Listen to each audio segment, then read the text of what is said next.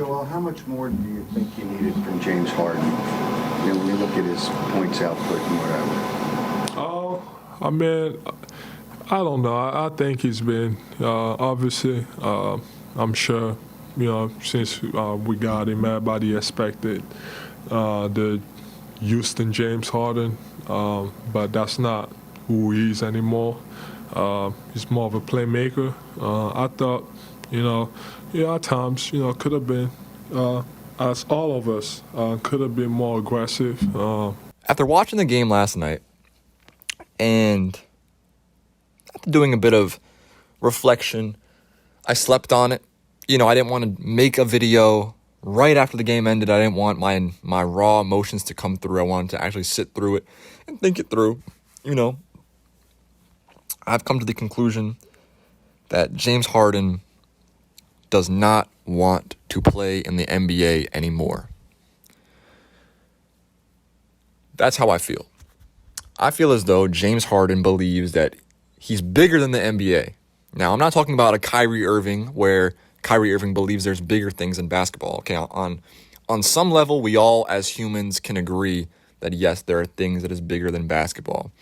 James Harden to me feels like James Harden feels like he's bigger than the NBA. He's bigger than the Sixers. He's bigger than basketball. It's about him. I watched the press conference that Joel Embiid had, and that tells the whole story. I'll have these clips play in this video. That tells the whole story for me. Joel Embiid wondered why James Harden didn't take any shots in the second half. He took 2 shots in the second half. James Harden, former MVP, former scoring champion. 2 shots in the second half. Supposedly, your second best offensive option shot the ball 2 times in the second half and did not score from the field in the second half. Only had 11 points the whole game. So when I woke up this morning, a lot was on my mind. Obviously, I could talk about, first of all, I just want to mention, I don't want to make this about me. Oh, Cam, you're right. Cam, you're wrong. It's not really about me being right or wrong. It's more about me delivering quality news. Okay? Quality news. Because everybody's going to blame Doc Rivers for this. I already know what's going to happen. Everybody's going to blame Doc Rivers saying, he couldn't game plan a strategy. He couldn't get the players to do something. Well, the same shit was happening, in the past. Something about Doc Rivers when he's in the situation. Hold on one second. We have a thing playing in the background. People love to blame the coach in the NBA. Okay?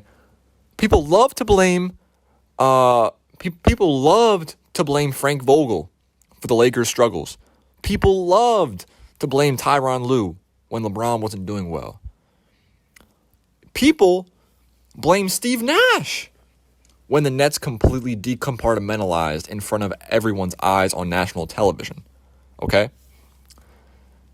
And I woke up this morning, scrolled Twitter, and saw people with Sixers Nation in their name, Sixers fans, Philly fanatic, whatever. Not discrediting James Harden, but discrediting Doc Rivers, saying that he should do more he should do more developing a lineup, a game plan. He should have better strategies, this and that. What can he realistically do when his team quits? What can he do? What can he do? I mean, he's on the bench, frantic that James Harden is playing like a pedestrian. He's playing the same level as me or you would play. If I was on an NBA roster, if I was on an NBA floor, I would probably take the same amount of shots as James Harden did in the second half. I try to get my buckets here and there. But obviously, I'm not shooting the lights out. And neither was James Harden. Yes, Danny Green was injured. Danny Green got injured. But is Danny Green that much of a... Does he mean that much to the Sixers? Compared to James Harden, compared to Joel Embiid, compared to Tobias Harris, who, by the way, is your highest paid player in the team, who performs like the fourth best player on your team sometimes? But, oh yeah, let's blame Doc Rivers. Let's blame Doc Rivers because he's the easiest person to look at when things go bad. I just said, Tobias Harris is your highest paid player. And he plays like he's your fourth highest paid player. Okay? Jimmy Butler was very clear when he won that game. I'll play the clip right now of what Jimmy Butler said. Tobias Harris over me? You chose Tobias Harris over me. You chose Tobias Harris over Jimmy Butler. Now let's sit back 1 second. Let's take a step back and let's not focus on that because we could go back and forth in the past and talk about all the drafts the Sixers messed up, all the players they didn't develop, all the players we thought were going to be great turned out to be just bums, okay?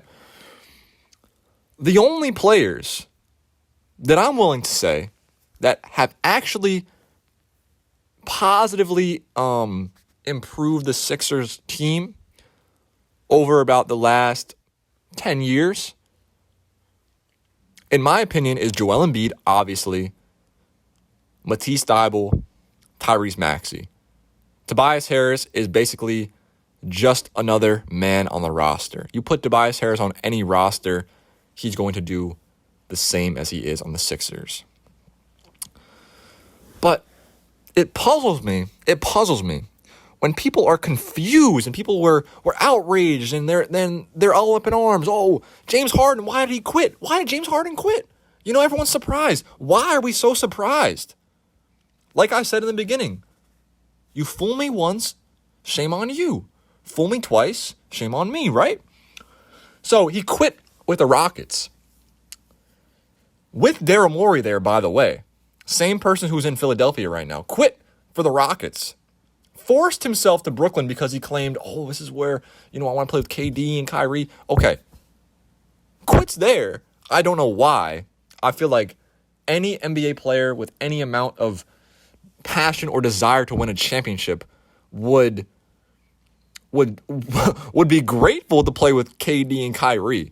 Now, I'm not too sure what the locker room relationship is like. I'm not too sure how they are in the locker room. No one can know unless you're an NBA player. However, you quit on arguably one of the best scorers of our generation, one of the best ball handlers of our generation for the 76ers. Now, at the time, we all can admit, myself included, we all had our reservations about this trade between Ben Simmons and James Harden. Now, if I'm going to say, if I had a gun to my head and I had to give a winner of this trade, okay, I had to say what team won. To be on the side of intelligence and logic, I'm going to say the Sixers. Now, just for the 2022 season, the Sixers got the most out of the trade. And here's why. The Sixers made it farther than the Nets. Okay, that's the only logical reason I'm saying the Sixers won the trade. If I had a gun to my head, I don't think anyone really won the trade, but if I had a gun to my head, I had to pick one side that actually won it this season, it's the Sixers because, James Harden contributed more, obviously, than Ben Simmons did. However, James Harden and Ben Simmons scored the same amount of points in the second half last night. Zero.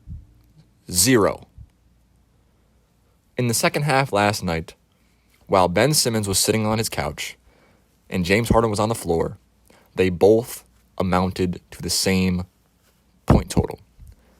0 points in the second half. Now, what's interesting, Philadelphia, James Harden holds in his hand a $47 million player option, meaning if he wakes up tomorrow morning, if we wakes up this morning and he decides, you know what, I want to run it back. I want to run it back with this team. I want to try it again, okay? You have to swallow that $47 million contract. Probably you're going to have to cut some of your players on the bench. Say goodbye to Shake Milton. Say goodbye to Korkmaz if anybody loves him. Say goodbye to Paul Millsap. Say goodbye to any player on your team that's not in the starting lineup, essentially. Okay? You probably will keep Matisse Thybulle. Definitely will keep him. But say goodbye to anybody except for Matisse Thybulle who's not in the starting lineup. Because that's what you have to deal with now. You cuffed yourself to a 32-year-old who expects to be paid more than any NBA player in the league. $47 million player option.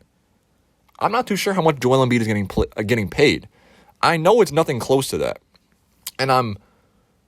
And just thinking about it logically, why would you have James Harden as your highest paid player on your team when he is bottom 3 in productivity? Why? Why does it make any sense? Ask yourself that question. Well, you're paying James Harden based on hope. You hope that James Harden will eventually, he'll get in the gym, he'll do this, and he'll get back to his old self, and this and that. It's starting to turn into the Ben Simmons debacle, the Ben Simmons saga, where it's all based on hope. It's all based on this fallacy that James Harden's going to wake up one day and turn into and have the work ethic of Michael Jordan. He doesn't.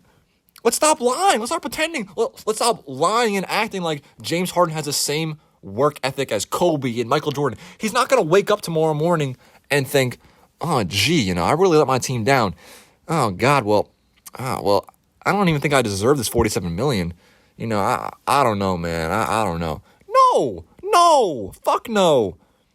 He probably woke up this morning thinking to himself, we didn't make it. We didn't make it to the finals. Well, that's tough, guys. Well, at least I got my $47 million in the bank I can spend, and I can hang out with a little baby. I can probably hop on a track or something like that. I don't know. I can go to the studio more often. I don't know. But you traded one player for the shooting version of him. You traded Ben Simmons away for basically a player who is viewed as a better shooter. And let's just be honest, James Harden was abysmal from the three-point line. He was 32% this entire playoff series, which surprisingly, no. He was 36% from the three-point line, and that was his highest percentage of his career. But you're going to fall into the same trap. The same way that Ben Simmons finessed the Sixers out of all that money because, we hope he's going to come back. We hope. He never did. James Harden is 32 years old. At least Ben Simmons was 25, 26. James Harden is 32 years old, about to turn 33.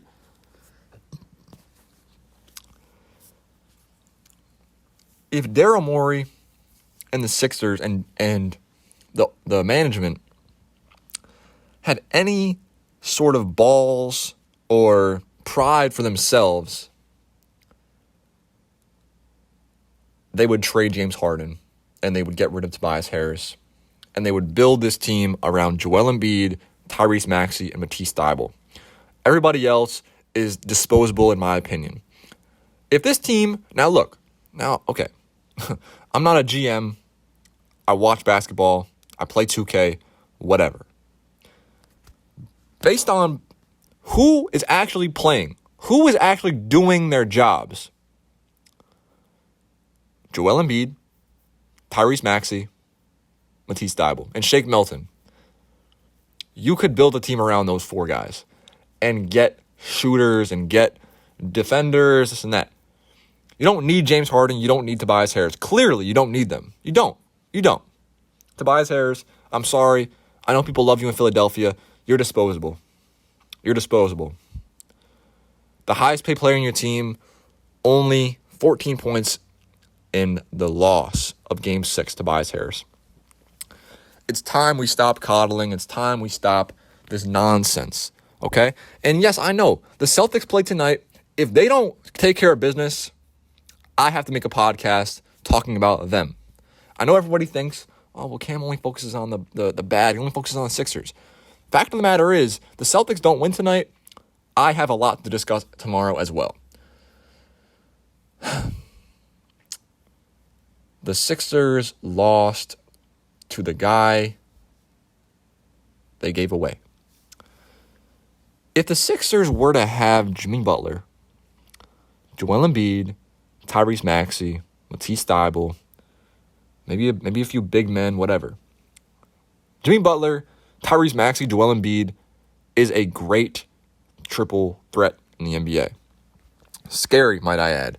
But you have Tobias Harris, who in my opinion is not a scary offensive player at all. I can't remember the last time I've seen Tobias Harris do something spectacular. Never. Can't even remember. If anybody does, please send it to me. I've never seen Tobias Harris do anything spectacular in my entire life of watching basketball. And if you can find a clip of him doing something spectacular, please send it my way. Please send it my way. I'd be glad to watch it. But I want to end it right here. I don't want to keep everyone for too long. Okay? The fact of the matter is, the Sixers failed their fans once again. The Sixers organization failed their fans. They failed the city. Everything like that. Yes, they traded Ben Simmons, but what did they get in return? The same exact player who just has a better three-point percentage. To be honest, if Ben Simmons was on this team right now, he probably would have more points.